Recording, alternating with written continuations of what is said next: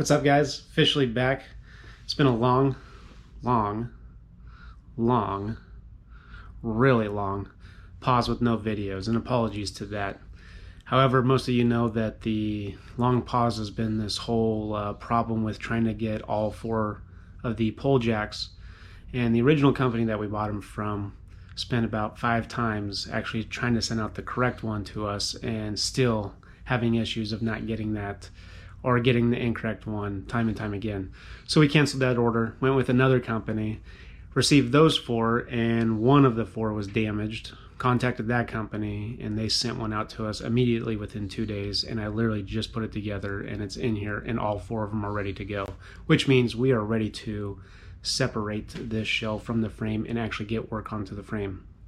Now, here right now, before we separate that shell from the frame, what I've decided to do is actually start the cleanup of the frame inside.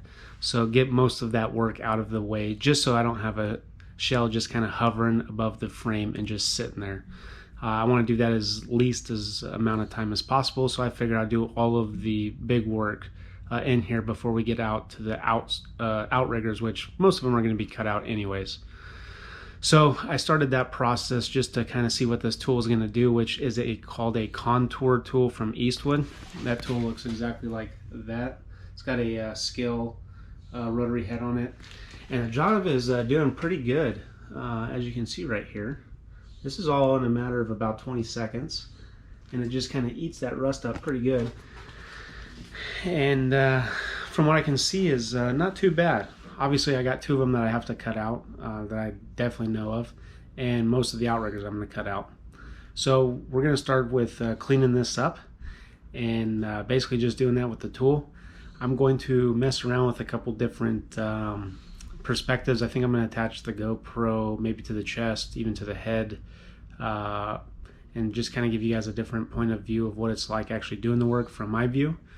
And then probably switch over to time-lapse just to speed things up, obviously, once you kind of get the rough idea of what I'm really doing here with the tools that I'm using and have decided to use.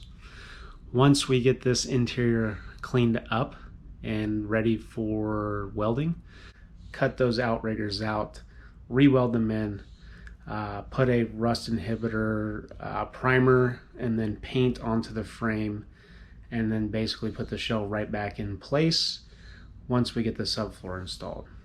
So that's kind of where we're sitting at right now, and I'm super excited to get started back on this after about a 4-week downtime of actually doing nothing, and it's just sitting here.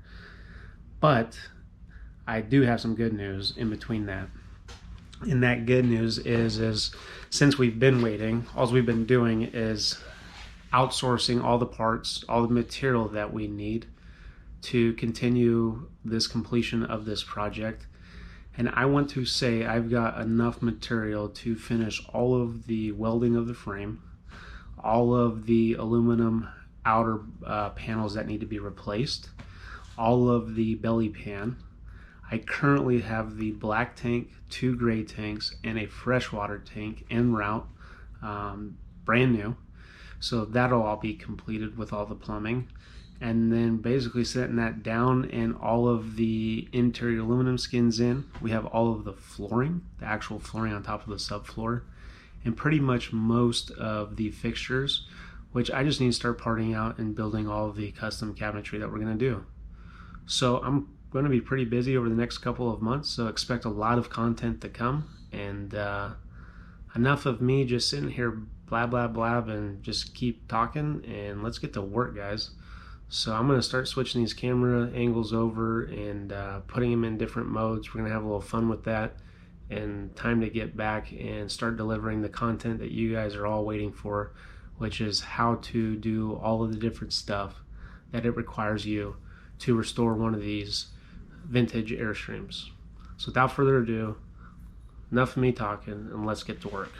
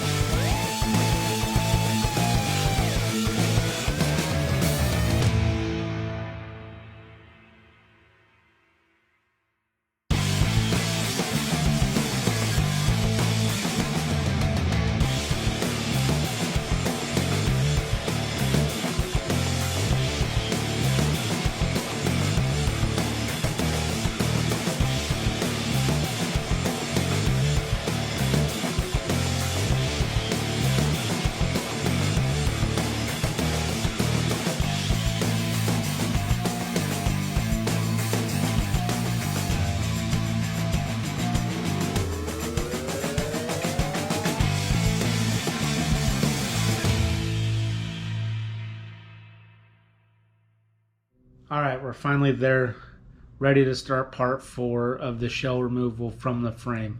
I got all the rust area that I needed to get cleaned up. There is a little portion that I do need to go back in there and actually finish, and I'm either going to do that between now or after I get the shell off of the frame. So the way I'm going to do this is I'm actually going to go in and start to remove all the bolts that are holding the C-channel to the outriggers.